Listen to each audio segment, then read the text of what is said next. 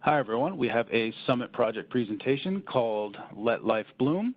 Presenting for you today is Lorraine Desbray. Lorraine, please go ahead. Thank you, Matt. We had a really dynamic team that worked on this project together, and each one of us has a personal story that has dealt with either the recipient of an organ donation or a family member who has been an organ donor.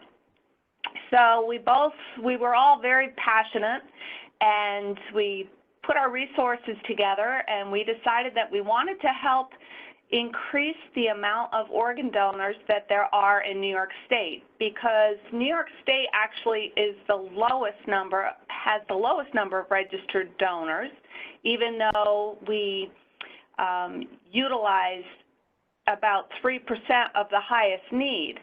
So it's just kind of interesting, and as we dug deeper into that, one of the reasons that we found is that there's a lot of population in New York City, and a lot of people in New York City don't actually have driver's license.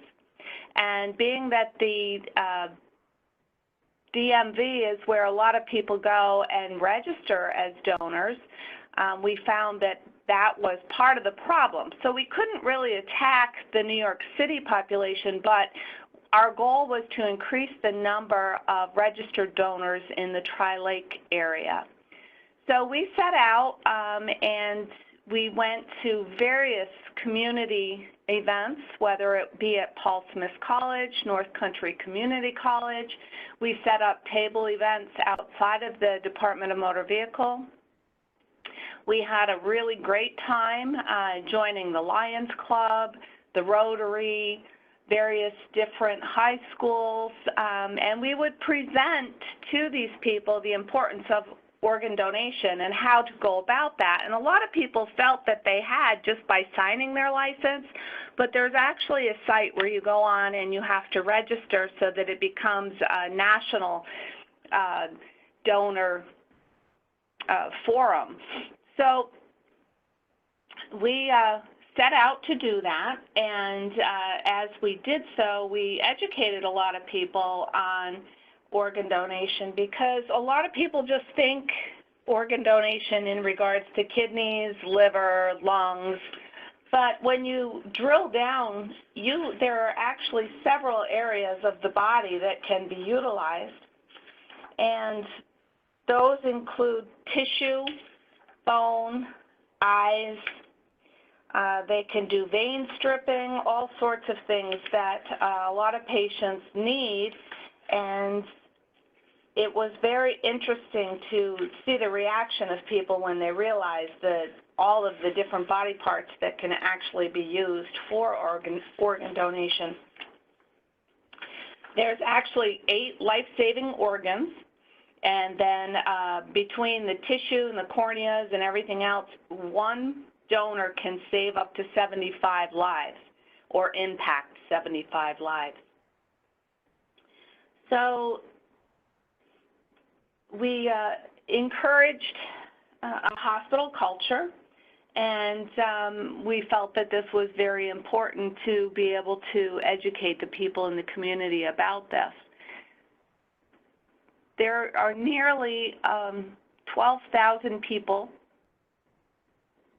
provided the life-saving gift of organ donation upon their death in 2019.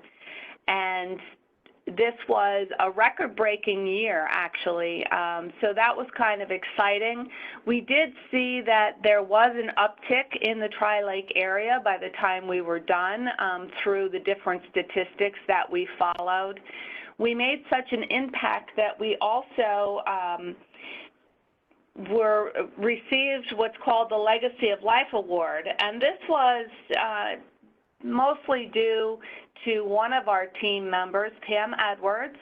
She and her family actually went down to Saratoga and walked in a Donate Life march to increase organ awareness. And they were able to raise quite a bit of money for that. And as a thank you, we actually did receive that award, which was the Legacy of Life Award. Another wonderful thing that came out of this whole project was we submitted this to NIONL, which is a New York Education of Nursing sponsored group, and it was chosen also for a Best Practice Award. Unfortunately, with COVID, that conference was canceled in April of this year. So it was just really fun to get out into the community to raise support. We were really looking to join the bandwagon again and do this again in 2020. However, at this point in time, we have put it on hold. Throughout the month of April, which is Organ Donation Month, we did fly the flag at the hospital, and we handed out a lot of different little gifts, souvenirs, things to make people start thinking about this in the hospital lobby at different times when we were out and about putting this all together. So the takeaway here is the fact that so many people can be impacted by organ donation, and it is such a wonderful way for everyone to be able to give back. There is not an age discriminatory cutoff. You can be 90 years old, and if your corneas are still good, they might certainly go ahead and utilize them.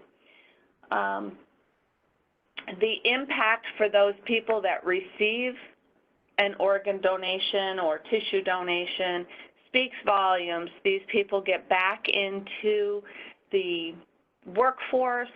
They're able to live a much more productive life. They really appreciate everything that there is in regards to organ donation. I think that it was just a really fun project. Good people, as I mentioned, that were there. We did attach stickers to 750 Adirondack Health employee paychecks. 420 flyers went out to the state police department personnel. We put together PowerPoints as we went around to the community events speaking to this. My background, at one point in time, I actually worked with what's called a procurement team with Albany Med, and at Albany Med I was on a team that would harvest tissue and bone, and typically what would transpire was you would get a call and you would go to a place where someone had been determined as being brain dead, which then the surgical team would go in and remove the organs, and then part of what I did in the end was going in and removing tissue, bone. The Lions Club was very involved in the eye part of the donation, and I have had friends who have been recipients of transplants, and I think the more people that we know and the more that we can spread this word, the more people will be impacted. And we thank you for your support. Okay. Thanks, Lorraine. Incredible work. What is the best way to contact you if anyone has any questions about this project? People can reach out to any one of the team members, and we would be more than happy to supply you with the information that you would need to become an organ donor. Okay, great. Thank you. This has been Let Life Bloom with Lorraine. Thanks, Lorraine. Thank you.